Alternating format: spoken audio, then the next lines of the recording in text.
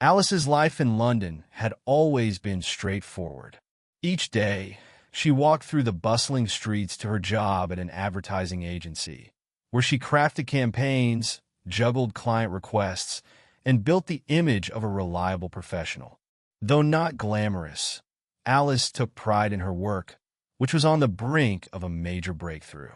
She had been chosen to lead a campaign that, if successful, could propel her career into new heights. Her routine was comforting: friends, work, and a cozy flat tucked away in a quiet corner of the city. Yet lately, small things began to feel off. It started subtly. A conversation with Sarah, her best friend, left Alice confused. Sarah had mentioned grabbing coffee the other day, chatting for hours, laughing about old times, but Alice had no memory of this at all. It was unlike her to forget such things. She brushed it off as work stress, but the lapses became more frequent. Then came the purchases. Packages appeared at her flat.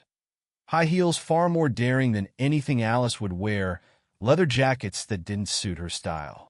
Each time she called customer service to ask about them, she was told they were ordered under her account. As more strange deliveries arrived, she grew increasingly uneasy. She must have been distracted, Alice reasoned. Her mind had been occupied with the upcoming campaign. Still, doubts nagged at the corners of her thoughts. Then, the text messages. A string of unfamiliar numbers buzzed her phone late one night. Had fun last night. Same place next week? And you looked stunning in red. Heart pounding, Alice stared at the messages in disbelief. She had no memory of wearing red, let alone meeting anyone. Her carefully constructed life was unraveling. One evening, after another exhausting day at work, Alice sat at her kitchen table trying to make sense of it all. The stress must be getting to her, she thought. She'd lost track of time, of herself. She decided to go to bed early and sleep off the unease. But when she woke up, she wasn't in her own bed. The apartment was unfamiliar, modern, and stylish in a way that clashed with her more conservative tastes. She stumbled to her feet, confusion weighing down her thoughts like thick fog. How had she gotten here? The last thing she remembered was her flat and her bed. But this was someplace else. Before she could piece it together, a voice cut through her thoughts. "You're awake." Alice spun around to see a woman standing by the window. She was striking, with an air of confidence that bordered on defiant. She was wearing a leather jacket, just like the one that had been delivered to Alice's flat weeks ago. Alice blinked, her mind struggling to make sense of what she was seeing. "Who are you?" Alice asked, her voice barely above a whisper. The woman stepped forward, her expression unreadable. "I'm Zoe," she said simply. Then, after a beat, she added, "I'm you." Alice's breath hitched in her throat. "What are you talking about?" Zoe sighed, her face softening slightly. "I'm an alternate version of you, Alice. A part of you that lives differently. While you've been working on your projects and maintaining that perfect routine of yours, I've been living my life, our life here." Alice stared at her, frozen in disbelief. Alternate version? Living a separate life? It sounded like madness. And yet, the gaps in her memory, the unexplained purchases, the strange messages, it all started to click into place. "No, this can't be real." Zoe smiled, but there was a hint of sadness in it. "I know it's a lot, but you're not imagining this, Alice. We've been living parallel lives for a while now." "How?" Alice's head was spinning. "Dissociative identity disorder," Zoe said, her tone matter of fact. "I'm a part of you, but I take over when you can't. When you don't want to. When the life you've built feels too small." Alice's stomach churned. "I would never want this," she said, motioning to the sleek apartment around her. This is not me." Zoe's smile turned bitter. "That's the thing. You don't get to choose who I am. I exist because of you." Alice stumbled back toward the bed, overwhelmed. Her thoughts raced as the truth began to sink in. There were parts of her life, huge parts, that were beyond her control. How long have you been doing this? Alice asked, her voice trembling. Zoe leaned against the window, arms crossed. Long enough, but I'm not the only one. Alice's confusion deepened. What do you mean, not the only one? Zoe met her eyes with a knowing look. There's another. Her name's Olivia. Alice blinked, the room spinning as she tried to comprehend. Another one? As if one alternate personality wasn't enough, there was someone else inside her mind, too. Who is she? Olivia's the opposite of me. Calm, kind of all about helping people. While I've been navigating the grittier parts of life, Olivia's been doing charity work, volunteering at shelters. I suppose she's been trying to clean up the messes I make. Alice slumped onto the bed, feeling her world collapse around her. There were parts of herself she didn't even know existed. Parts that had lives, agendas, even friends she didn't remember. And as hard as it was to believe, she couldn't deny the mounting evidence that Zoe was telling the truth. I don't understand, Alice whispered, more to herself than Zoe. How do I fix this? Zoe's expression softened slightly. We're all parts of you, Alice. You can't just fix us, but you can learn to live with us. Alice swallowed hard, a sinking feeling settling in her chest. Her life was no longer her own, and she wasn't sure how she'd ever regain control. Days blurred into nights, and Alice's once structured life spiraled into confusion. It was as if her body had become a house with too many inhabitants, each fighting for control of the same space. She could no longer trust herself, couldn't predict when Zoe would surface or when Olivia would take the reins. Her hands trembled as she made coffee, her eyes darting around her kitchen, wondering who might step forward next. At work, things grew tense. Alice had always been the reliable one, the level-headed strategist that clients depended on. But now, she could barely keep track of meetings, her presentation notes scattered, her mind too fragmented to focus. The major campaign she had been working on was slipping through her fingers. Lucas, her childhood friend and the only stable presence in her life, noticed the change first. He had always been protective of Alice, and when she began missing lunch dates and forgetting their conversations, concern etched deep into his face. One evening, after Alice had flaked on yet another meeting, Lucas showed up at her apartment, knocking softly but with a persistence that Alice couldn't ignore. She opened the door, feeling as though the walls were closing in on her. Alice, Lucas began, his brow furrowed with concern. What's going on with you? You've been acting off. She stared at him, unsure of how to even begin explaining. She couldn't exactly say, well, Lucas, there are 2 other women living in my head, and they're taking over my life. I'm fine, she lied, though the words felt hollow even to her. Lucas studied her, unconvinced. I know you, Alice. And this isn't you. You've been distant, distracted. You missed that meeting with the agency yesterday. What's happening? Alice lowered her gaze, unable to meet his eyes.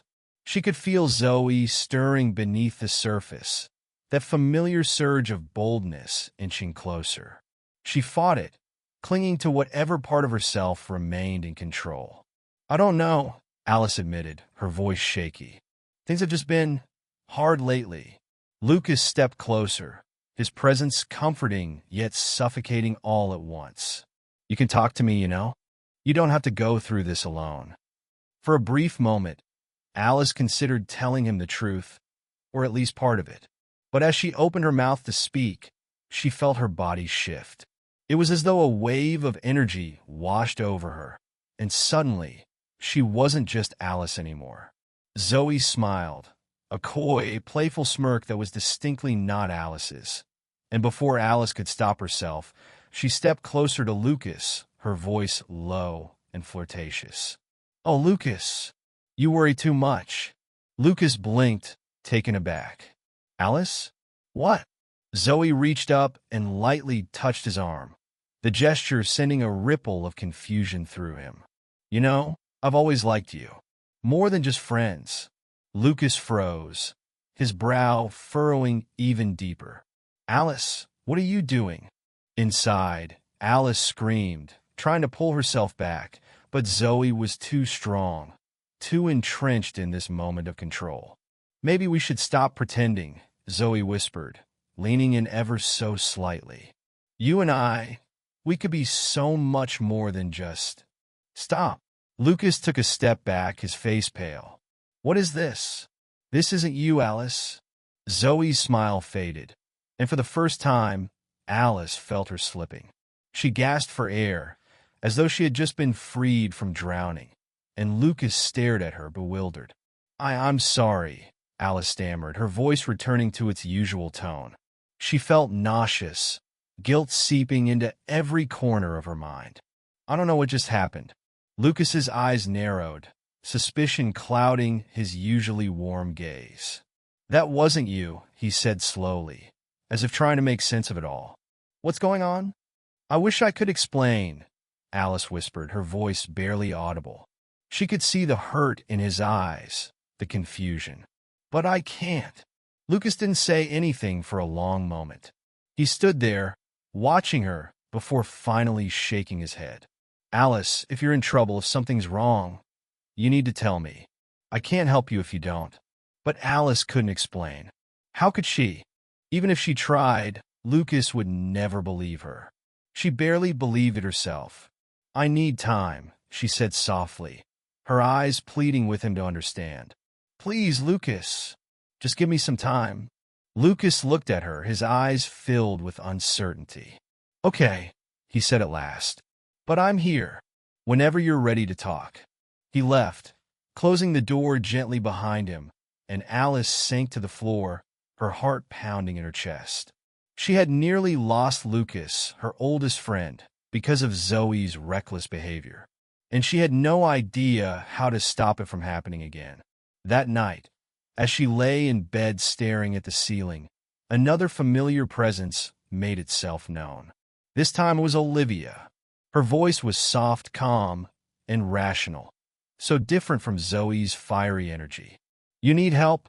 Olivia said gently. Alice squeezed her eyes shut, exhausted.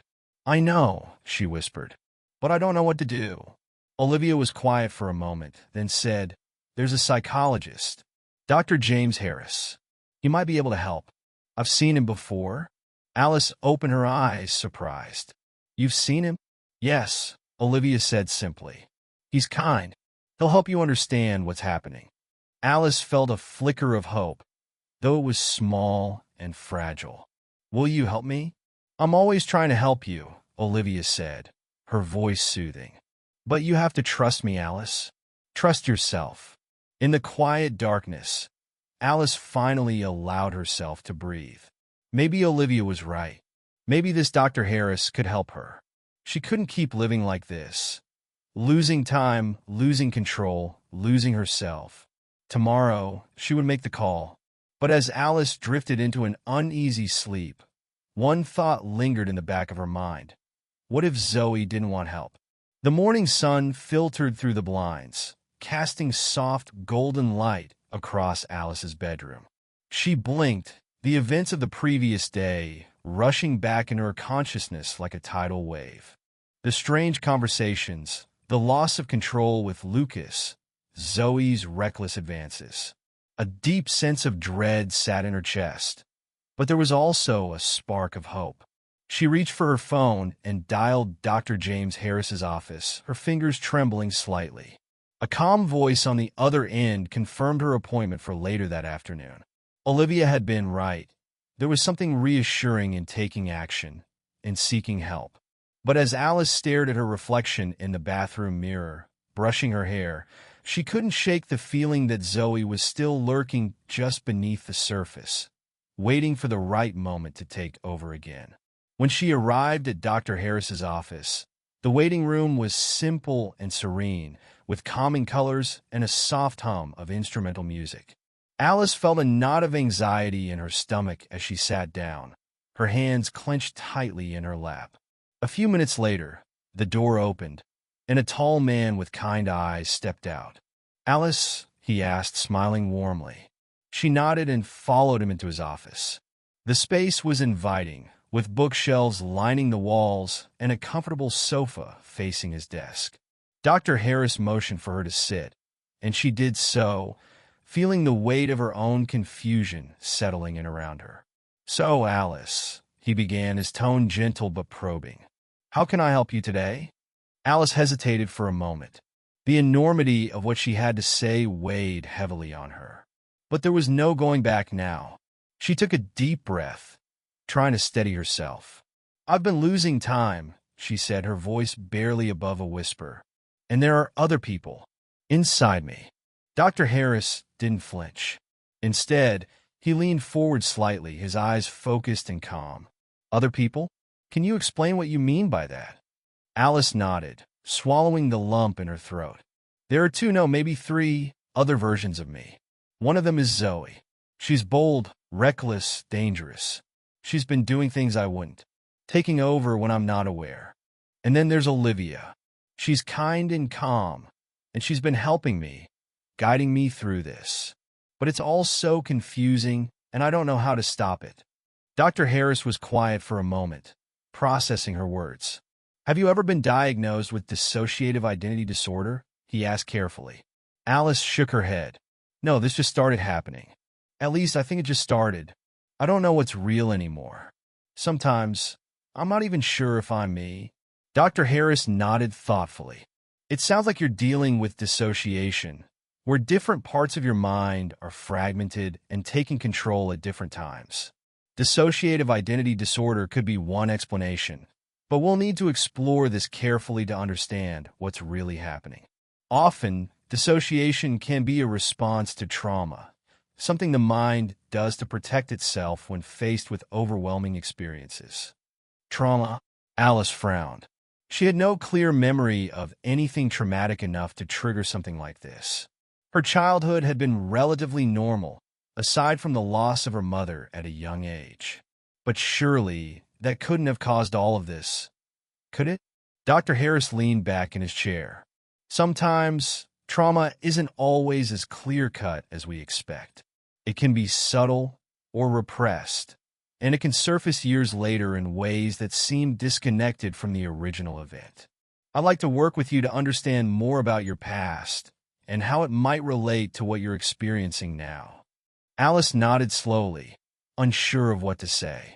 The idea that her mind had been protecting her from something for all these years was both terrifying and strange. But at the same time, it felt like a step toward understanding what was happening to her.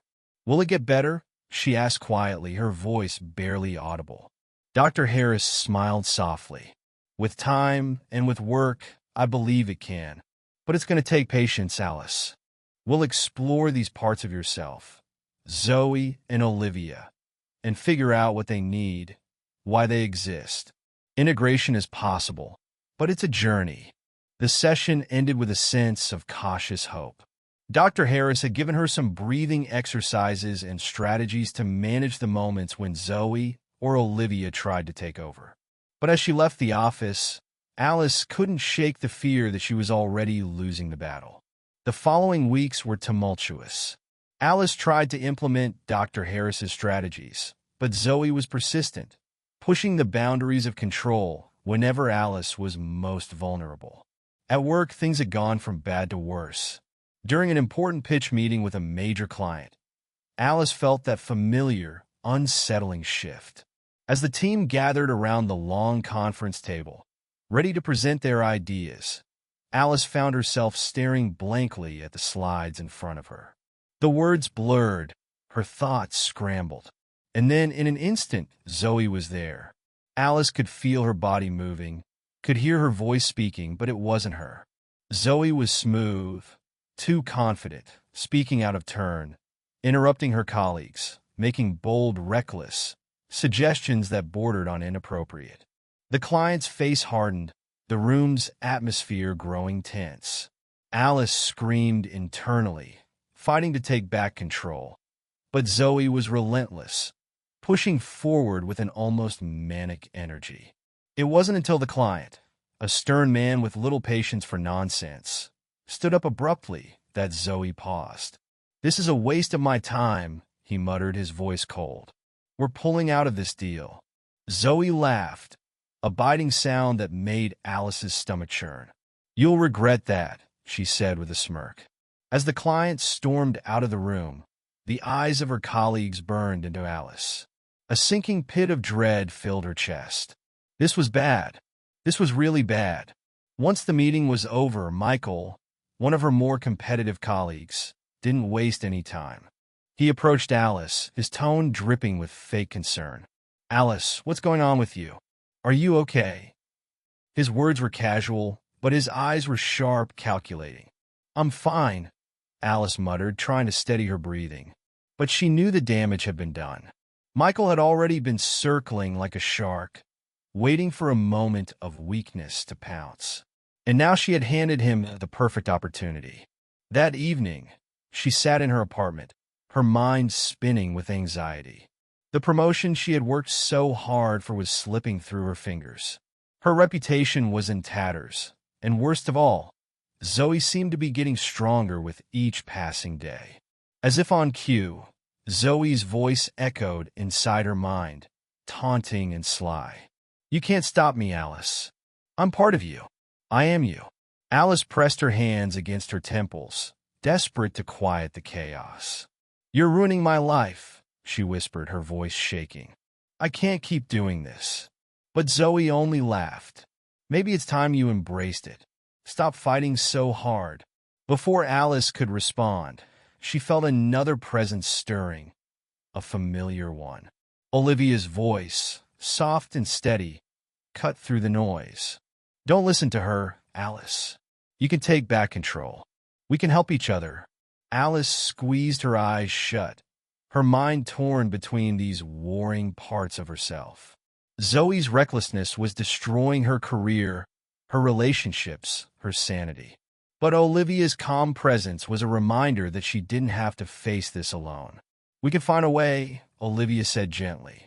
For the first time in days, Alice let herself breathe. She wasn't sure how, but she had to trust that Olivia was right. If she didn't find a way to reintegrate these fractured parts of herself soon, she feared Zoe would push her over the edge. The days after the disastrous meeting at work were a blur of anxiety, guilt, and isolation. Alice could feel her professional life unraveling before her eyes, and the weight of losing the client sat heavily on her chest. Michael's smirking face haunted her thoughts. He had already started whispering to others, planting seeds of doubt about her mental stability. She knew it was only a matter of time before he tried to take her position. Alice avoided the office as much as she could, working from home when possible, her only reprieve being the weekly sessions with Dr. Harris. Each session peeled back another layer of her mind, revealing the fragile balance between Zoe, Olivia, and herself. But no matter how much progress she made, Zoe's grip seemed to tighten. One evening, Alice sat in her living room, staring blankly at the television, barely registering the noise. Her phone buzzed with a message from Lucas, asking if they could meet for dinner. She had been avoiding him since that confusing encounter with Zoe. The shame of it weighed too heavily on her. But Lucas was persistent, and despite her hesitation, she agreed. As they met at their usual restaurant, Lucas's eyes filled with concern as he took in her pale face and tired expression. "Alice, you look exhausted. Is everything okay?" Alice wanted to lie, to brush off his worries as she had before, but she felt the crack widening in her carefully constructed facade. She sighed deeply, gripping the edge of the table. I'm not okay, Lucas." He leaned forward, his brow furrowing. "What's happening? Talk to me."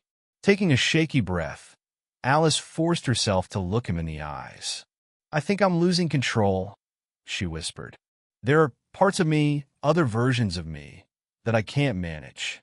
Zoe, Olivia, they're real. They take over, and I'm not there." Lucas stared at her, processing her words. "Are you saying you have other personalities?" Alice nodded slowly, the vulnerability of admitting it out loud making her feel exposed. "Yes, Zoe, she's reckless. She flirts with you, with everyone, and I can't stop her. Olivia, she's kinder. But they both live inside me, Lucas. They have their own lives, their own plans. And I'm stuck in the middle. Lucas's eyes softened with a mixture of disbelief and empathy. Alice, I had no idea. He hesitated, then added, This is why you've been acting so strange, isn't it? It wasn't really you that night. Tears welled up in Alice's eyes as she nodded again. I'm so sorry, Lucas. I never wanted to hurt you. I didn't even know it was happening until it was too late. Lucas reached across the table and gently took her hand, his voice firm. We'll figure this out together. I'm not going anywhere, Alice. His words brought a flood of relief, but they also deepened her guilt. She wanted to believe that she could fix this, but with Zoe becoming more unpredictable, she wasn't sure she could. As they left the restaurant, Lucas hugged her tightly, a warmth spreading through her, and for a brief moment, she felt anchored again. But Zoe wasn't done with Lucas. The next week at work, Alice's nerves were frayed to the breaking point. She could feel the cold glances from her co-workers, the hushed conversations as she walked past. Michael's scheming had escalated. The rumors of her erratic behavior were spreading, and her credibility was fading fast. She knew she couldn't afford another mistake. During a crucial meeting to repair the damage from the lost client, Alice was seated next to Michael, who seemed to revel in her discomfort. As she prepared to present her new strategy, her palms grew sweaty. Zoe's presence loomed just beneath the surface, pushing, eager to take over. Stay back, Alice pleaded silently. This is important. Please just stay back. But Zoe surged forward, her voice laced with danger. Let me handle it. You're too weak. Alice gripped the table, fighting to keep herself grounded, but Zoe was relentless. Just as Alice stood to begin her presentation, her vision blurred. Zoe slipped in, her voice pouring out before Alice could stop her. Let's cut to the chase, Zoe said smoothly, ignoring the presentation entirely. Our last campaign failed because it was boring. Safe. We need something bold, edgy. We should take risks. Michael raised an eyebrow, a slow smile spreading across his face as he watched her unravel. Alice fought for control, pushing against Zoe's influence, but she was slipping too fast. Zoe's words were growing reckless, daring, as she pitched ideas that teetered on the edge of absurdity. The room grew tense, the executives exchanging worried glances. Finally, as Zoe began to lose the room completely, Alice's mind screamed for release. Stop, she cried internally, and with a sudden jolt, she wrestled herself back into control. She stood there breathless, staring at the confused faces around her. Zoe had sabotaged everything. Again, without a word, Alice gathered her things and left the room, her heart pounding in her chest. She knew she couldn't salvage this. Her career, her reputation, it was all slipping away. That night, alone in her apartment, Alice felt the walls closing in around her. Zoe was becoming more aggressive, more determined to dominate their shared life. And Olivia, though supportive, seemed powerless to stop her. As Alice sat in her dimly lit living room, her phone buzzed with a message. It was from Michael, and her blood ran cold as she read it. I've got some footage from today's meeting. We should talk. Panic seized her. She had seen the security cameras in the conference room, and if Michael had gotten his hands on footage of her breakdown, he could use it to destroy her completely. Her hands shook as she dialed Dr. Harris, her voice cracking as she left him a frantic voicemail. Please, I need to see you. I'm losing control, and I don't know how much longer I can hold on. She hung up, the silence of her apartment deafening. Just then, Olivia's voice, soft but insistent, echoed in her mind.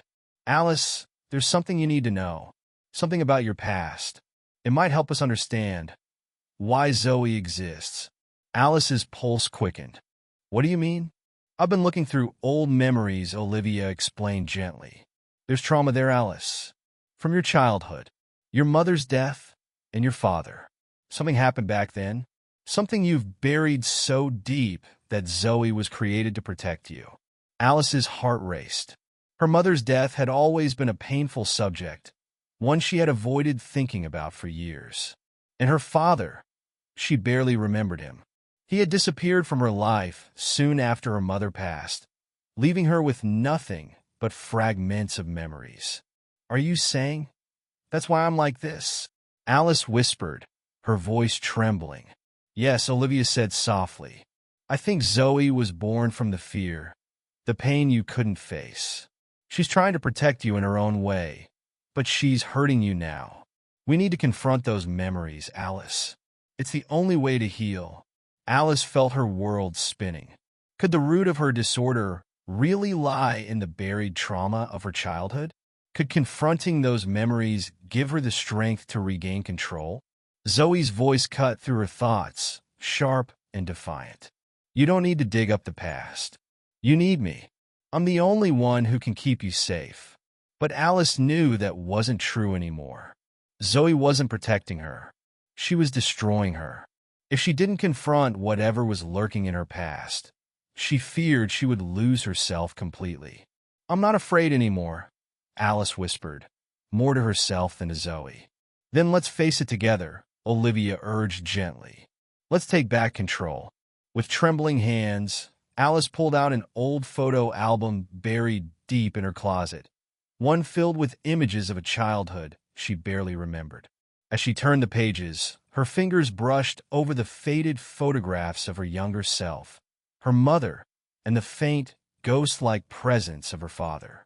It was time to uncover the truth. Time to face the buried pain that had fractured her mind. And with that, the next chapter of her battle for control began. The following weeks felt like a war inside Alice's mind. But this time, she wasn't just fighting to survive, she was fighting to heal. Dr. Harris guided her through the painful memories of her past, helping her unlock the trauma that had fractured her psyche all those years ago. The more Alice delved into her childhood, the clearer the reasons for Zoe's existence became. She remembered her mother's sudden death, how it had shattered her world. But it was the memories of her father that truly haunted her. His harsh words, his unpredictable anger, and the way he disappeared from her life without warning. She had been so young, so helpless, and in those fragile moments, Zoe had emerged. Zoe, who had been born to protect her from pain, from fear. Zoe, who had grown bold and reckless because Alice had locked those memories away, allowing Zoe to take over when the world felt too overwhelming. The memories were brutal to relive, but with each one, Alice felt herself growing stronger, more grounded. Olivia stayed with her through it all, offering calm and support, reminding Alice that she didn't have to face this alone. But Zoe fought back harder than ever, refusing to give up her place. One night, after a particularly grueling therapy session, Alice found herself standing in front of her bedroom mirror, staring at her reflection. She didn't feel like herself. She felt like fragments of different women stitched together. How could she ever become whole again? That's when Zoe appeared in the mirror, her reflection so vivid, so real, it felt as if she had materialized beside Alice. You think you're stronger now? Zoe sneered, crossing her arms. You think digging up the past will change anything? Alice clenched her fists, her jaw tight. I know why you exist now, Zoe. You don't have to protect me anymore. I'm not that scared little girl. Zoe's eyes flashed with anger. You still need me.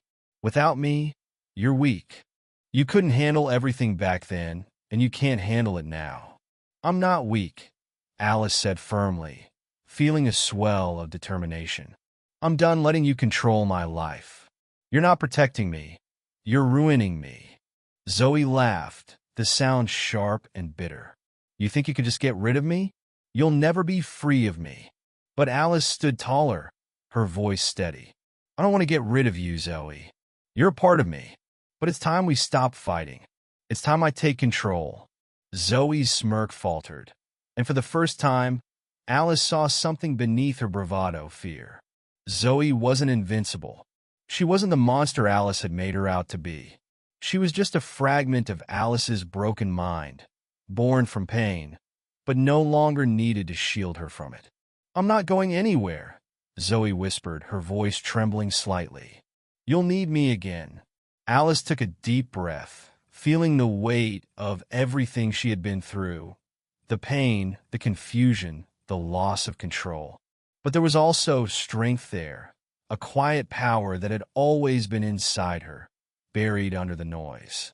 "I'm not going to fight you anymore, Zoe," Alice said softly. "We're part of the same whole, and it's time I start living my life, with or without you." Zoe's expression hardened for a moment, but then it softened into something almost vulnerable.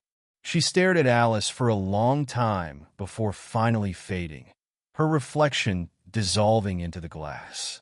For the first time in what felt like forever, Alice stood alone in the mirror. The next day, Alice walked into the office with a sense of purpose. The whispers had grown louder, her colleagues' suspicions stronger, but Alice was ready to confront the chaos she had left behind. She had made a decision to regain control of her professional life as much as her personal one. Michael was waiting for her in the conference room, a smug look plastered on his face. "Alice," he greeted her, barely concealing his satisfaction. "I think we need to talk." "I agree," Alice said, her voice steady. She sat down, meeting his gaze head-on. "But first, let's talk about that footage." Michael blinked, surprised at her directness. "What do you mean?" Alice leaned forward, her eyes narrowing. "I know you've been using my behavior to undermine me. But let's be clear. If you try to use that footage against me, I'll make sure every one of your manipulative tactics comes to light. We both know you've been scheming for this position." Michael's smugness faltered, his expression shifting from arrogance to caution. "Are you threatening me?" "No," Alice replied, her voice calm and measured. "I'm just telling you the truth. We both know that if this escalates, it'll damage both of us. So let's stop playing games." Michael hesitated, clearly thrown by Alice's sudden strength. But he could see the determination in her eyes, the fire that hadn't been there before. He stood up, straightening his jacket. "Fine, but don't think I'm backing down." "I don't need you to," Alice said. "Just stay out of my way." As Michael left the room, Alice felt a surge of confidence.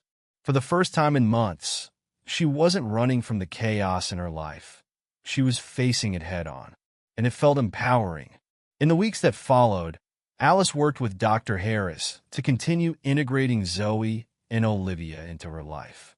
She no longer saw them as adversaries, but as parts of herself that had been trying, in their own ways, to help her survive. Olivia, with her calm and rational presence, helped Alice find peace in the smallest of things, volunteering at a local shelter, donating her time to causes she cared about. Zoe, though still bold and fiery, no longer lashed out recklessly. Instead, she taught Alice to be brave, to take risks when needed, and to trust her instincts. The integration process was long and difficult, but slowly, Alice began to feel whole again. She wasn't fragmented anymore. She was learning to embrace all the parts of herself, to use each of her strengths to navigate the complexities of her life. Her career, once on the verge of collapse, began to stabilize. She confronted the rumors head-on, explaining her situation to her superiors, and in doing so, exposed Michael's underhanded attempts to sabotage her. The campaign she had feared would be her downfall became an opportunity for growth, and she reclaimed her professional reputation piece by piece. One evening, months after her journey toward integration had begun, Alice met Lucas at their favorite cafe. He smiled when he saw her, his eyes filled with warmth. "You look different," he said, his tone teasing but genuine. Alice laughed softly. "I feel different." As they sat and talked, Alice felt a sense of peace she hadn't known in years. The storm inside her had calmed, and while she knew the journey wasn't over, She had finally learned to live with all the parts of herself. Lucas reached across the table and took her hand, his voice gentle. "You've been through so much, Alice. I'm proud of you." Alice smiled, her heart full. "Thank you," she said softly, "for being there." She wasn't afraid anymore of Zoe, of Olivia, or of herself. She had faced the darkness and found her way back to the light. And for the first time, Alice felt whole. The future was uncertain, but whatever came next, Alice knew she was ready. She was stronger, wiser, and more at peace with herself than she had ever been. And that, she realized, was all she needed